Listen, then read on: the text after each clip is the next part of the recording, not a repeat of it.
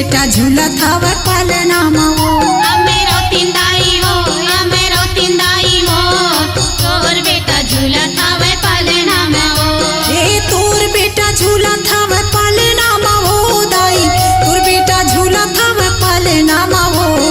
तोर बेटा झूलत हवे पलना माओ दाई, तोर बेटा झूलत हवे पलना माओ।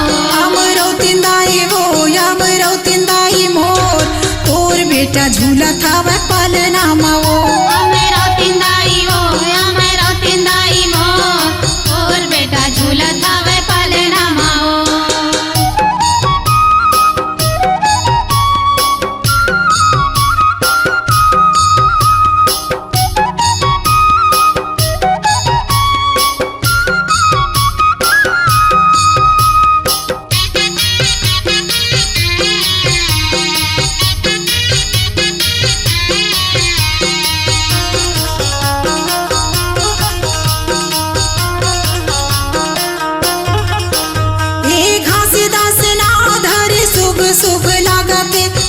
शुभ लागते घासीदास ना धरे शुभ लागते, शुभ लागते। ऋषि मुनि देवता धामे गुल्ला ये तर गावाते, गुल्ला ये तर गावाते। ऋषि मुनि देवता धामे गुल्ला कर गावाते, गुल्ला कर गावाते। गुल्ला ये कर गावाते, गुल्ला ये कर गावाते। गुल्ला कर गावाते, गुल्ला कर गावाते। गुल्ला ये कर गावाते, गुल्ला ये कर गावाते। गुल्ला कर गावाते, गुल्ला कर गावाते। दर्शन करन देना वो, चरण धोवन देना वो, अमृत के गंगा में नहावन देना वो। अमेरो तिंदाई वो तोर बेटा झूलत हवे पलना माओ।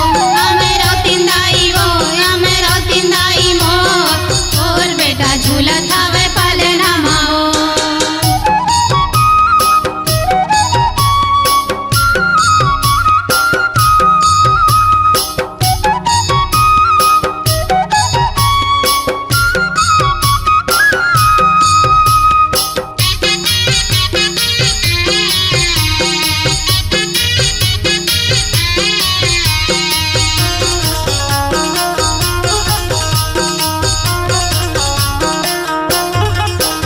ये पलना मा झूलत हवे मारे के लेकारी वो, मारे के लेकारी। पलना में झूलत हवे मारे किलकारी वो, मारे किलकारी। लागत हवे मोला दाई देवता के अवतारी वो, देवता के अवतारी। लागत हवे मोला दाई देवता के अवतारी हो, देवता के अवतारी।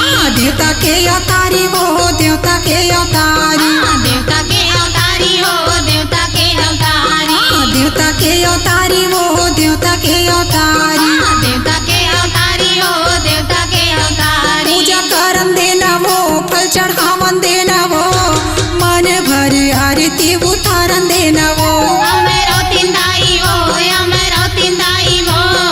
तोर बेटा झूलत हवे पलना माओ। अमेरो तिंदाई वो तोर बेटा झूलत हवे पलना माओ।